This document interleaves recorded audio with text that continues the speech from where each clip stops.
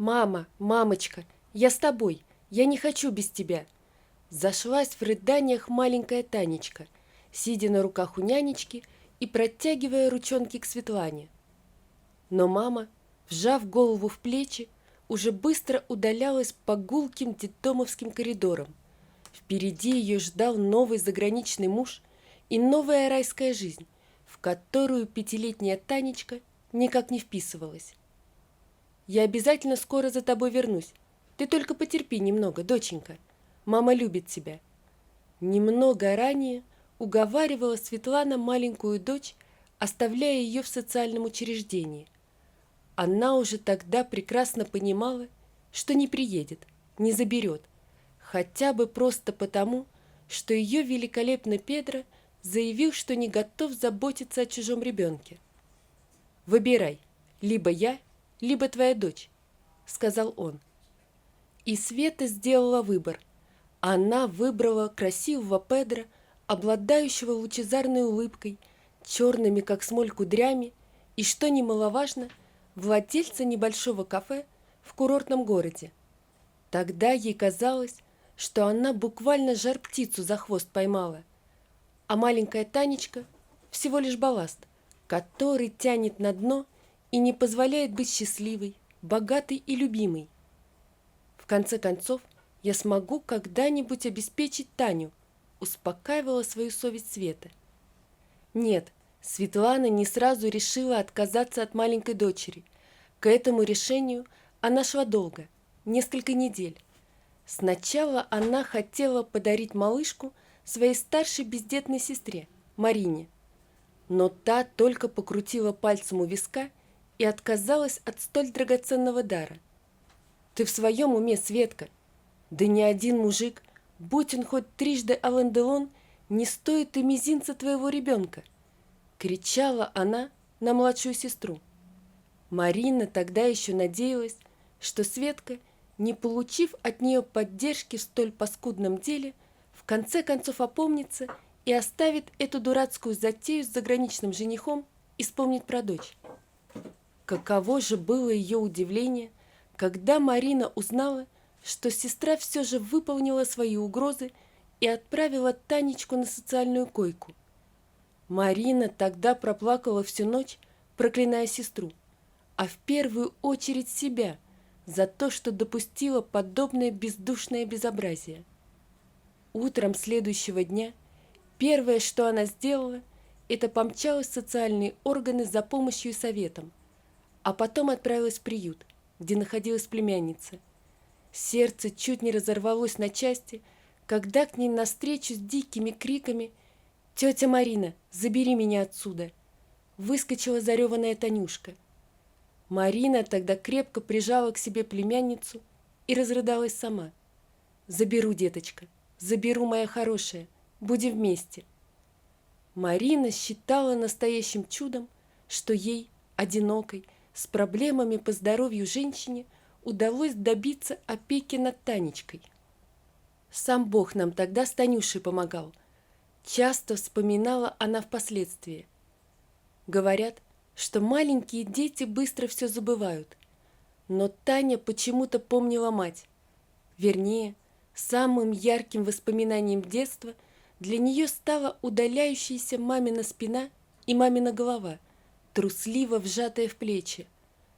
Какое-то внутреннее чутье подсказывало Танечке, что мама ее предала, бросила ее, попросту сбежала.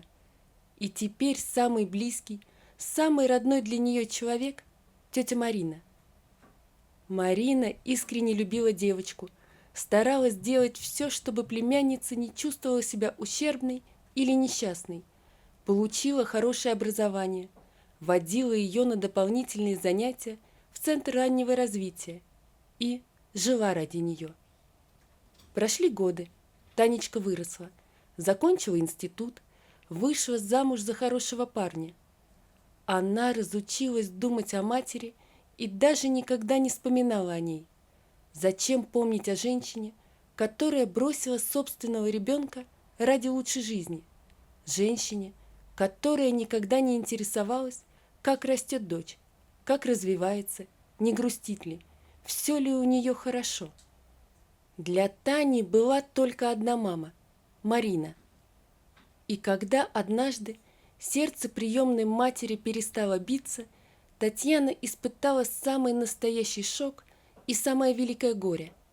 Благо, на тот момент она была не одна. Рядом был муж Сергей, любящий, понимающий, умеющий сопереживать.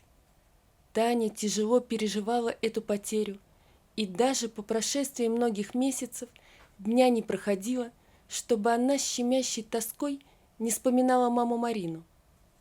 А однажды в дверь позвонили, резко и настойчиво.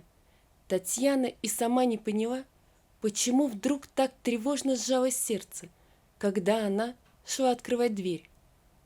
На пороге стояла женщина лет 45, нарядная, яркая, как экзотическая птичка. «Здравствуйте, а Марина?» Таня так и замерла в дверях. Голос женщины был очень похож на голос мамы Марины.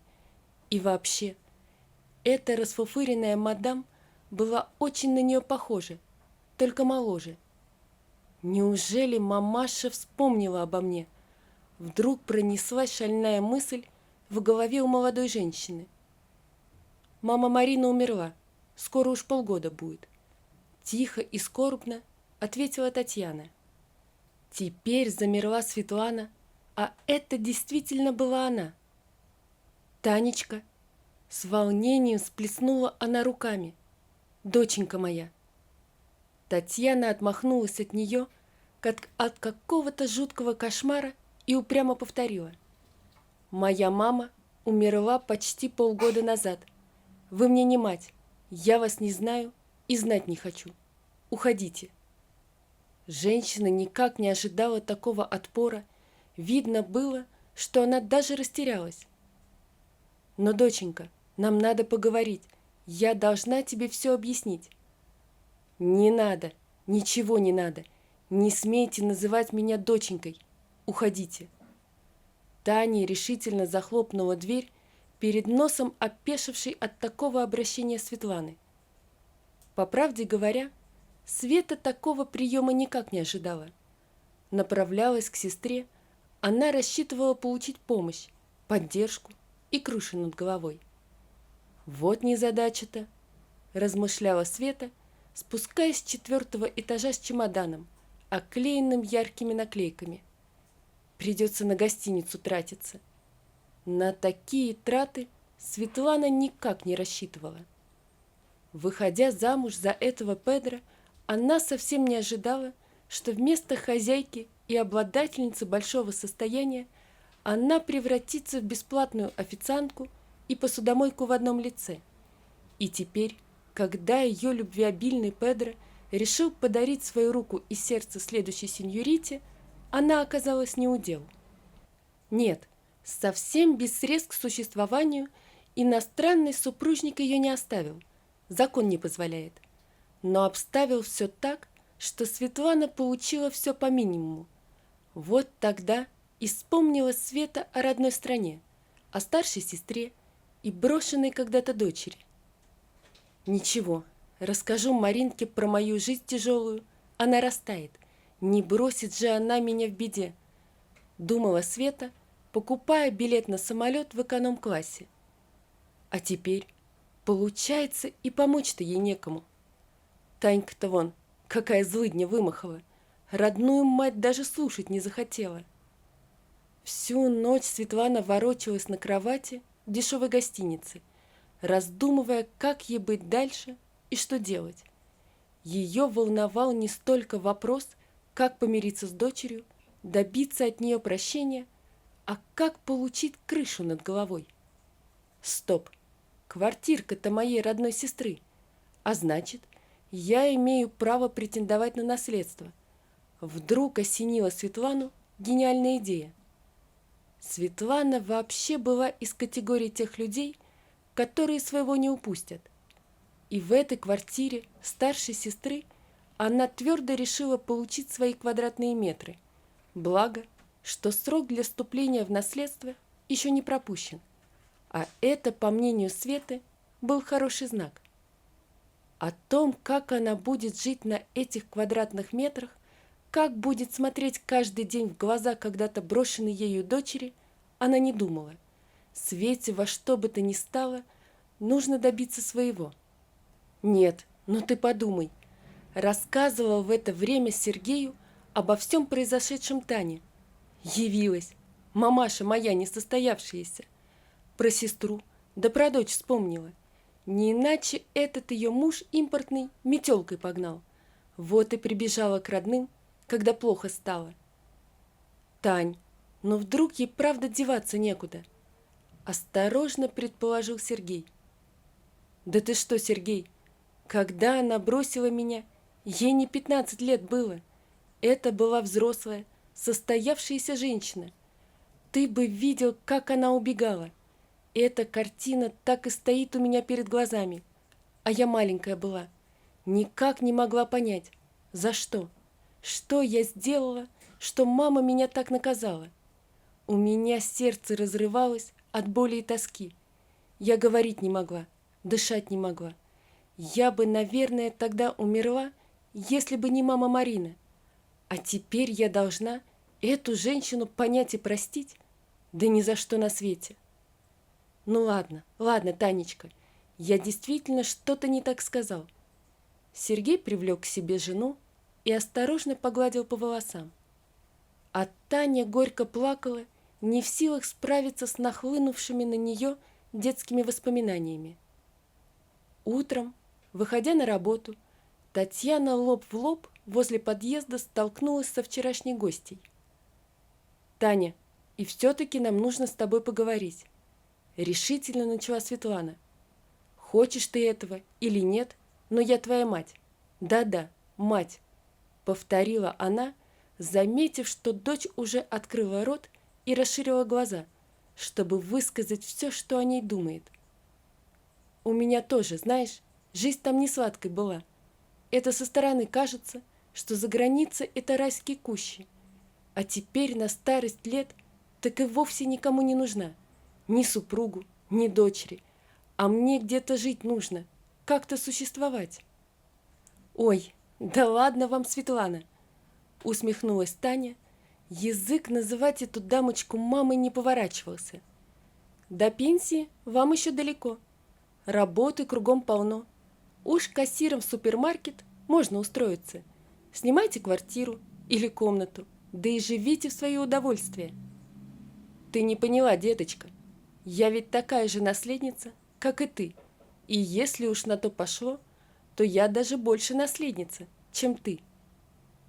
Таня смотрела на женщину, которую когда-то в детстве называла мамой, и не могла избавиться от ощущения, что прикоснулась к чему-то грязному и скользкому. Ей вдруг вспомнилось, как мама Марина взяла ее за руку и потащила к нотариусу. «Зачем, мама Марина?» «Хочу спокойной быть, что если со мной что случится, ты без квартиры не останешься». Они тогда подписали договор дарения квартиры. «О каком наследстве идет речь?» Спокойно спросила Таня, удивленно приподняв бровь. «О квартире, конечно. Мне нужно где-то жить». «Ах, о квартире. Так квартиру мне мама Марина подарила еще 2 года назад. Так что опоздали вы, Светлана. Собственник квартиры я». Татьяна гордо развернулась перед носом у опешившей от такой новости Светланы и, гордо цокая каблучками, направилась на работу, повторяя про себя: «Спасибо тебе, мама Марина. Ты снова спасла меня, как когда-то, в детстве». Вот такая история, друзья. Напишите, пожалуйста, что вы думаете об этой истории. Не забудьте подписаться на канал и поставить лайк. Всего вам доброго. До свидания.